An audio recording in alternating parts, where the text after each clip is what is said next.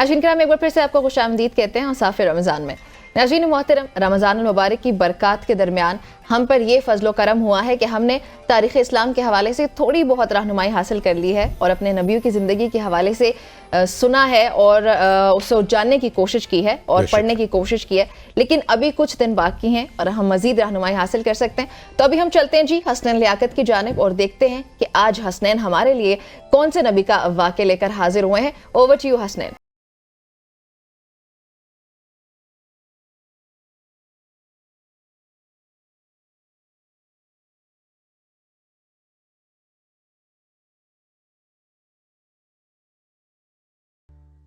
बिस्मिल्लाहिर्रहमानिर्रहीम। कुंतुम खैरा उम्मतिन उखरिजत लिन्नास तामुरून बिल मारूफ व तनहाउना अनिल मुनकर व तुमिनून बिल्लाह। मौजूद ख़वातीन और हज़रात, क़ससुल कुरान की इस नशिस्त के साथ मैं हूँ आपका मेज़बान हसनैन लियाकत। आज हम जिक्र करेंगे हज़रत शुएब अलैहिस्सलाम की बैसत का, जो कि मदियन में हुई। मदियन एक कबीले का नाम है और उसी कबीले की सबब बस्ती का ये नाम मशहूर हो गया। कुरान करीम में तज़किरा कुरान करीम में है कि हज़रत शुएब अलैहिस्सलाम और उनकी कौम का तज़किरा किया गया और ये तकरीबन 11 मुकामात में इसका तज़किरा किया गया।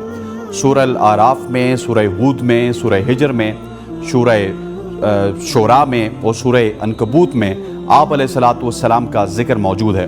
हज़रत शुएब अलैहिस्सलाम जिस कौम की तरफ मबूस फरमाए गए, कुरान करीम में उसे अहले मदियन, अस्हाब मदियन और अस्हाब एका के नाम से पुकारा गया है।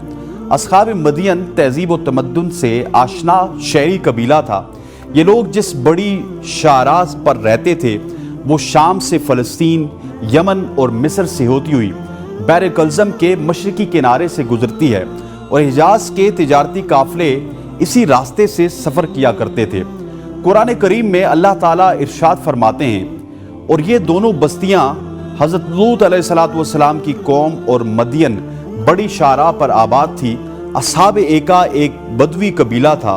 अलामा इब्ने कसीर के मुताबिक एका एक दरख्त का नाम था जिसकी कबीले के लोग पूजा करते थे।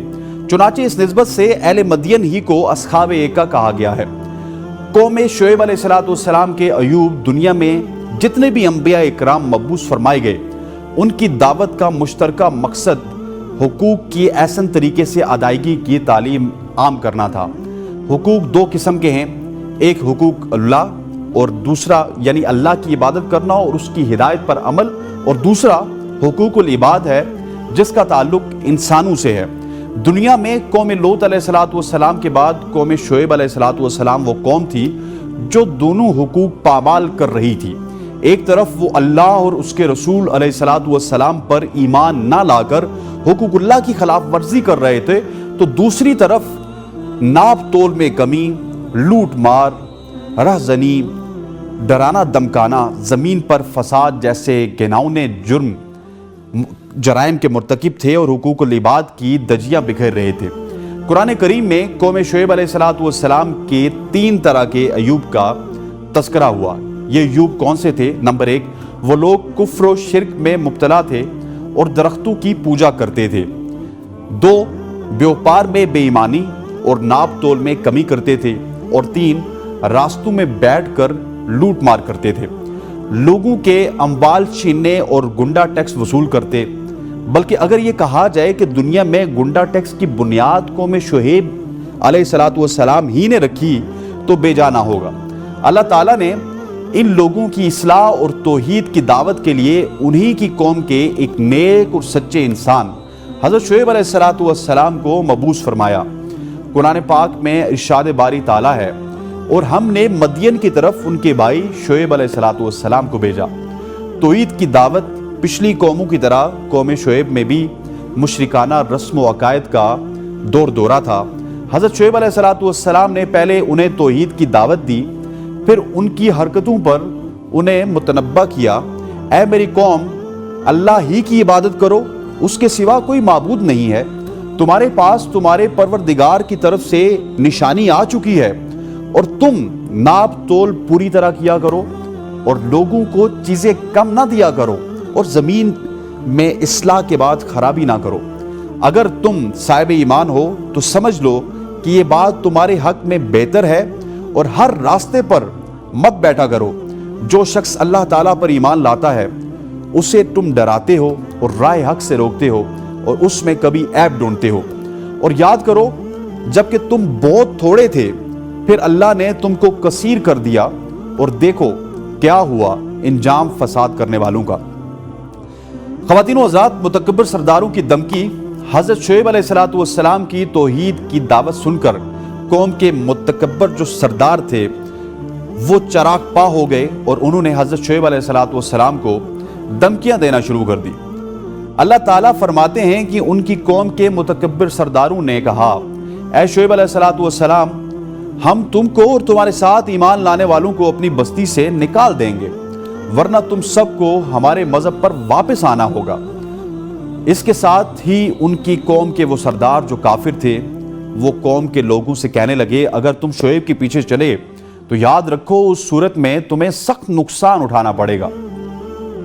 कौम के सरदारों से मुकालमा हज़रत शुएब अलैहिस्सलाम ने अपनी कौम के सरदारों से जो मुकालमा किया, उन्हें फरमाया, तुम्हारे बातिल मजहब से अल्लाह ताला ने निजात दे दी, इसके बाद अगर हम तुम्हारे मजहब में वापस आ जाएं तो ये हमारी तरफ से अल्लाह ताला पर सख्त बौतान होगा और हमें शायान शान नहीं कि इसमें लौट जाएं। हज़रत शुएब अलैहिस्सलाम अपनी कौम की बदआमालियों पर सख्त रंजीदा थे और उन्हें बार बार वैज़ व नसीहत करते। उन्होंने कौम को अल्लाह के अजाब से डराते हुए मुतनब्बह किया, ऐ कौम, अल्लाह ही की इबादत करो कि इसके सिवा तुम्हारा कोई माबूद नहीं, और नाप तोल में कमी ना करो, मैं तुमको आसूदा हाल देखता हूँ, और अगर तुम ईमान ना लाओगे तो मुझे तुम्हारे बारे में एक ऐसे दिन के अजाब का खौफ है जो तुमको घेर रहेगा। उन्होंने कहा, शुएब अलैहिस्सलाम, क्या तुम्हारी नमाज तुम्हें यह सिखाती है कि जिनको हमारे बाप दादा पूछते आए हैं हम उनको तर्क कर दें या अपने माल में तसर्रुफ करना चाहें तो ना करें? तुम तो बड़े नरम दिल और रास्तबाज हो। हज़रत शुएब ने जवाब दिया कि ऐ कौम, देखो तो अगर मैं अपने परवरदिगार की तरफ से रोशन दलील पर हूँ और मैं नहीं चाहता कि जिस अमर से मैं तुम्हें मना करूँ खुद उसको करने लगूँ। मैं तो जहाँ तक मुझसे हो सके तुम्हारे मामलात की इस्लाह चाहता हूँ, अगर मुझे तौफीक मिलना अल्लाह ही के फजल से है। मैं तो इस पर भरोसा रखता हूँ और उसी की तरफ रुजू करता हूँ। और ऐ कौम, मेरी मुखालफत तुमसे कोई ऐसा काम ना करवा दे कि जैसी मुसीबत नूह अलैहिस्सलाम की कौम या हूद अलैहिस्सलाम की कौम या सालेह अलैहिस्सलाम की कौम पर वाक़े हुई, वैसे ही मुसीबत तुम पर वाक़े हो। और लूत अलैहिस्सलाम की कौम का ज़माना तो तुमसे कुछ दूर नहीं। अपने परवरदिगार से बख्शिश मांगो और उसके आगे तौबा करो, बेशक मेरा परवरदिगार रहम वाला और मोहब्बत करने वाला है। रवायत में आता है कि हज़रत शुएब अलैहिस्सलाम नाबीना थे और उनकी बसारत बहुत कम थी। चुनाचे हज़रत शुएब अलैहिस्सलाम वाज़ व नसीहत के जवाब में ये सरदार तानाज़नी करते हुए उन्हें संसार करने की धमकियाँ देने लगे। कुरान पाक में अल्लाह ताला फरमाते हैं, उन्होंने कहा, शुएब अलैहिस्सलाम, तुम्हारी बहुत सी बातें हमारी समझ में नहीं आती और हम देखते हैं कि तुम हम में कमज़ोर भी हो, और अगर तुम्हारे भाई ना होते तो हम तुमको संसार कर देते और तुम पर किसी तरह भी गालिब ना हो। इस पर हज़रत शुएब अलैहिस्सलाम ने अपनी कौम से फरमाया कि ऐ कौम, क्या मेरे भाई बंदों का दबाव तुम पर अल्लाह से ज़्यादा है? उसको तुमने पीठ पीछे डाल रखा है। मेरा परवरदिगार तो तुम्हारे सब आमाल पर अहाता किए हुए हैं। और बरादरान मिल्लत, तुम अपनी जगह काम किए जाओ, मैं अपनी जगह काम किए जाता हूँ। तुमको अनकरीब मालूम हो जाएगा कि रुस्वा करने वाला अजाब किस पर आता है और झूठा कौन है, और तुम भी इंतज़ार करो, मैं भी तुम्हारे साथ इंतज़ार करता हूँ। मुअज़्ज़ज़ ख़वातीन व हज़रात, हज़रत शुएब अलैहिस्सलाम की दुआ कौम के मुतकब्बिर सरदारों की जारियाना गुफ्तगू के बाद हज़रत शुएब अलैहिस्सलाम को इस बात का अंदाज़ा हो गया था कि इनके दिलों पर मोहर लग चुकी है और उस पर किसी बात का कोई असर नहीं होगा। लिहाजा उन्होंने अपने रब से दुआ की कि है परवरदिगार, हम में और हमारी कौम में इंसाफ के साथ फैसला कर दे, और आप सबसे अच्छा फैसला करने वाले हैं। दर हकीकत इन अल्फाज के साथ हज़रत शुएब अलैहिस्सलाम ने अपनी कौम में से جو کفار تھے ان کی ہلاکت کی دعا کی تھی، جسے اللہ تعالیٰ نے قبول فرما لیا۔ عذاب الہی کا نزول قوم شعیب علیہ السلام پر 3 طرح کے عیوب میں مبتلا تھی، اور اللہ تعالیٰ نے اسے 3 طرح کے عذاب سے نیست و نابود کیا۔ قرآن کریم میں 3 طرح کے عذاب کا تذکرہ ہے جو قوم شعیب پر آیا۔ ایک زمینی بونچال یا زلزلہ، دوسرا چنگاڑ، تیسرا آگ کے بادل۔ سورہ اعراف میں ہے کہ ان کو بونچال نے آ پکڑا اور وہ اپنے گھروں میں اوندے پڑے رہ گئے۔ سورہ عنکبوت میں ہے کہ اللہ تعالیٰ نے فرمایا کہ انہوں نے شعیب علیہ السلام کو جھوٹا سمجھا، سو ان کو زلزلے نے آ پکڑا اور وہ اپنے گھروں میں اوندے پڑے رہ گئے۔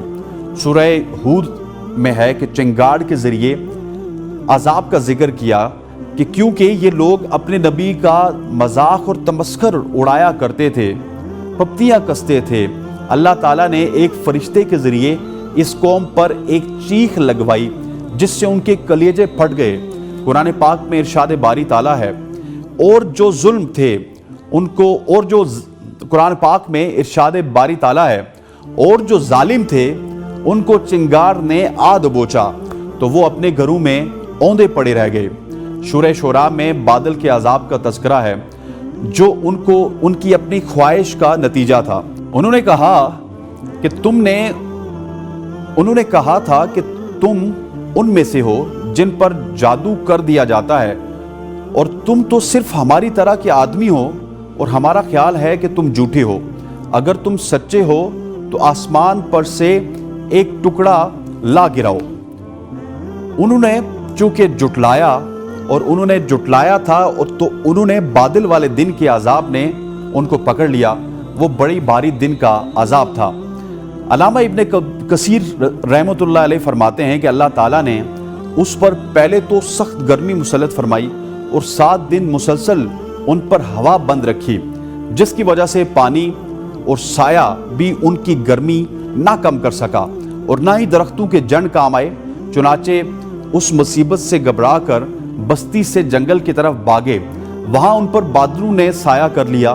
سب گرمی اور دھوپ کی شدت سے بچنے کے لیے اس سائے تلے جمع ہو گئے اور سکون کا سانس لیا، لیکن پھر چند لمحوں بعد ہی آسمان سے آگ کے شعلے برسنا شروع ہو گئے، زمین زلزلے سے لرزنے لگی اور پھر آسمان سے ایک سخت چنگاڑی آئی تو اس نے ان کی روحوں کو نکال دیا، کلیجے پھٹ گئے، جسم کو تباہ و برباد کر دیا گیا اور وہ سب اوندے گرے پڑے رہ گئے۔ اور اسی پر حضرت شعیب علیہ السلام کی مکہ ہجرت ہوئی۔ قوم پر عذاب آتا دیکھ کر حضرت شعیب علیہ السلام اور ان کے ساتھی یہاں سے چل دیے۔ جمہور مفسرین نے فرمایا ہے کہ آپ علیہ السلام مکہ معظمہ آ گئے اور آخر تک یہیں پہ قیام کیا۔ قوم کی انتہائی سرکشی اور نافرمانی سے مایوس ہو کر حضرت شعیب علیہ السلام نے بد دعا تو کر دی، مگر جب قوم پر عذاب آیا تو پیغمبرانہ شفقت اور رحمت کے سبب دل دکھا تو اپنے دل کو تسلی دینے کے لیے قوم کو خطاب کر کے فرمایا کہ میں نے تو تم کو تمہارے رب کے احکامات پہنچا دیے تھے اور تمہاری خیر خواہی میں کوئی کسر نہ چھوڑی تھی، مگر یہ کافر قوم کا کہاں تک غم کروں۔ معزز خواتین و حضرات، آج کے اس حضرت شعیب علیہ السلام کے قصے سے اتنا ہی۔ انشاءاللہ اگلی نشست میں پھر حاضر ہوں گے، تب تک کے لیے اللہ حافظ۔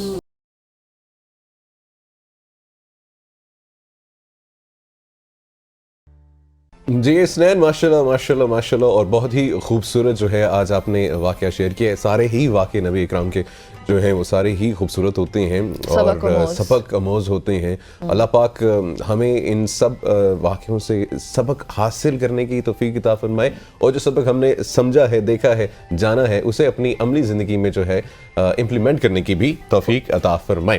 اور اسی دعا کے ساتھ آمین بھی کہیے سارے مل کے، اور ہم یہاں شامل کرتے ہیں چھوٹی سی بریک۔ آپ دیکھتے رہیے صاف رمضان۔